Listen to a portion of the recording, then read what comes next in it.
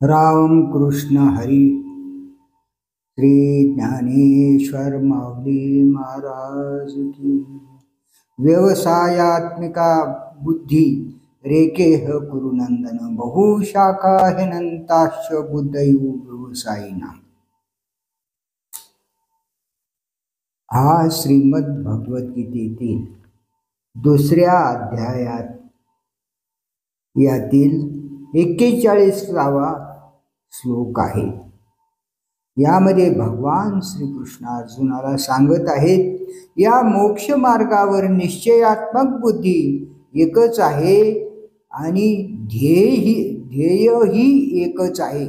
परंतु अनिश्चयी वृत्तीच्या बुद्धीला अनेक भेदयुक्त फाटे फुटलेल्या असतात, म्हणजे अनेक बुद्ध्या असतात असे भगवान श्रीकृष्ण अर्जुनाला सांगतात.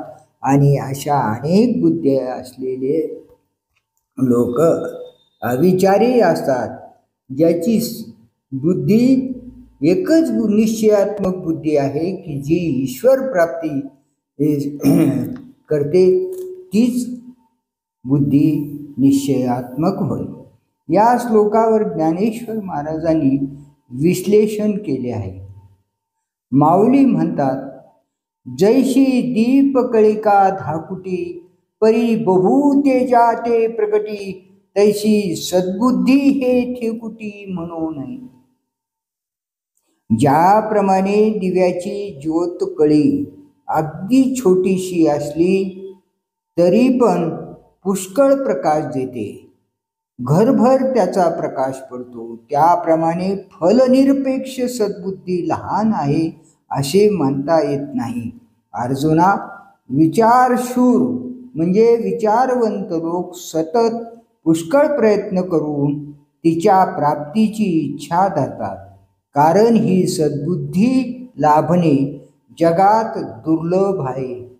ज्याप्रमाणे इतर दगडाप्रमाणे परीस सर्वत्र आढळत नाही, किंवा अमृताचा एक थेंब मिळायला सुद्धा मोठे भाग्य पाहिजे, ज्याप्रमाणे गंगा समुद्राला जाऊन मिळते, त्याप्रमाणे जी बुद्धी ईश्वराच्या ठिकाणी एकरूप होते अशी बुद्धी दुर्लभ आहे. परमेश्वराशिवाय जिला दुसरे आश्रयस्थान नाही. अर्जुना, अशी एकच सद्बुद्धी आहे. इतर जी दुर्बुद्धी आहे ती अनेक प्रकाराने विस्तारते. तिच्यामध्ये अविवेकी लोक अखंड रममान होतात. इतर बुद्धी आहेत, पण त्या ईश्वर प्राप्तीसाठी उपयोगी नाहीत. माणसे देखील अनेक बुद्धीचे असतात, त्यांना अनेक प्रकारच्या बुद्ध्या सुचतात व आपण किती हुशार आहोत व लोकांना त्या आधारे कसे बनवतो व त्यांचे अज्ञान आहे, हे त्यांचे अज्ञान आहे. जसे वासरू वाचा भोकसा गायी पुढे ठेवूनी जैसा, घेती क्षीररसा बुद्धिवंत. एका माणसाची गाय वेली व तिचे वासरू दुसरे दिवशी मेली. वासरू पेल्याशिवाय गायला पाहणा फुटत नाही. मालक जरा बुद्धिमान होता, त्याने विचार करून त्या वासराचे कातडे काढून त्यात भुसा भरविला व तो गायी पुढे ठेवला. गायीने कातडीवरून आपल्या वासरू आहे असे वाटल्यावरून त्या गायीने त्या वासराला चाटू लागली, त्यामुळे तिला पाहणा फुटला. संधी साधून मालकाने गायीचे दूध काढले. असे लोक बुद्धीचे उपयोग करतात. हे व्यवहारात उपयोगाचे असले तरी परलोक आपल्या हिताचे नाही. म्हणून एकच जीव ईश्वर बुद्धी प्राप्ती शिवाय काही जाणत नाही, तीच सद्बुद्धी होय. सद्बुद्धी जगात लवकर प्राप्त होत नाही. कदाचित सद्बुद्धी प्राप्त होण्याच्या मार्गावर एखादा निघाला तर दुसरा लगेच काय त्याच्या नादी लागला, तो काय चांगला माणूस आहे का, त्याच्या संगतीला लागू नकोस, असे अनेक अडथळे समोर दत्त म्हणून हजर राहतात.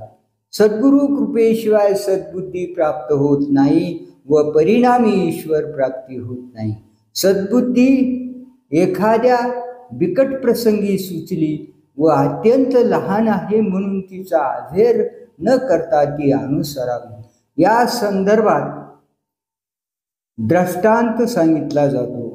एकदा ज्ञानेश्वर महाराज, नामदेव महाराज आदी संत मंडळी जंगलातून सकाळी जात होती। त्यावेळी एक प्रसंग घडला। एका राजाला मुली जन्माला येत। राजाचे वय वाढत चालले। मुलगा कधी होणार, त्याला आपण युवराज कधी करणार या चिंतेत तो सतत असताना राणी पुन्हा गरोदर राहिली।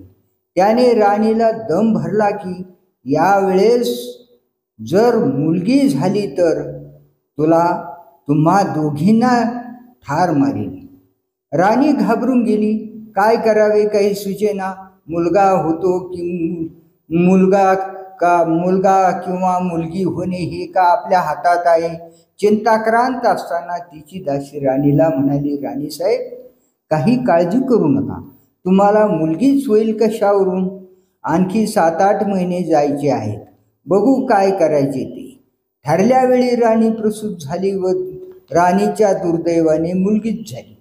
आता काय करायचे। दासीने सांगितले की राणीसाहेब, राजा साहेबांना सांगायचे की मुलगा झाला आहे, पण ज्योतिषाने 12 वर्षे त्याचे तोंड पाहू नये असे आपण राजाला सांगू। मग 12 वर्षानंतर बघू काय करायचे ते। त्या मुलाचा पोशाख घालून वाढवू लागले। 12 वर्ष झाली। राजाला मुलाला बघण्याची, युवराज करण्याची, तसेच त्याचे लग्न करण्याची घाई झाली होती। त्या काळात लहानपणी म्हणजे अगदी पाळण्याला बाशिंग बांधून लग्न करायची प्रथा होती। आता नाही। मुलगा म्हणून वाढविलेली मुलगी विचारात पडली की आता माझे म्हणजे एका मुलीचे दुसऱ्या मुलीशी लग्न होणार। तिला खूप चिंता वाटू लागली। तो दिवस उद्या उजाडणार म्हणून चिंता वाटू लागली। तिने विचार केला, जगण्यात काहीच अर्थ नाही, त्यापेक्षा मेलेले बरे, म्हणून ती मध्यरात्रीच दोरखंड घेऊन जंगलात निघून गेली।